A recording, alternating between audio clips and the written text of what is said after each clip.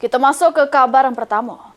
Truk tronton ringsek akibat nombor truk pengangkut tiang pancang paku bumi yang sudah mogok selama 3 hari di Pangkal Jerambah Musi 2 Palembang. Tidak ada korban jiwa dari kecelakaan ini, namun arus lalu lintas jadi macet.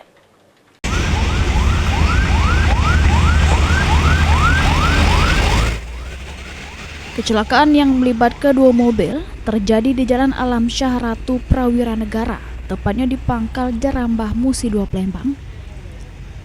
Terselit truk tronton warna hijau ringsek di bagian depan sesudah mengantem mobil tronton bermuatan tiang pancang paku bumi.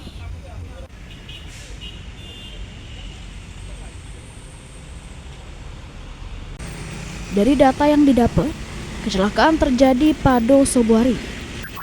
Mobil truk pengangkut tiang pancang tersebut diketahui sudah mogok selama 3 hari di TKP. Tidak ada korban jiwa dari insiden tersebut. Sopir truk tronton hijau selamat, namun kemacetan tidak bisa dielakkan.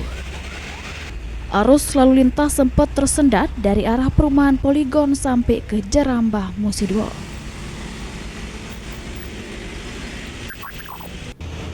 Tim Liputan PAL TV.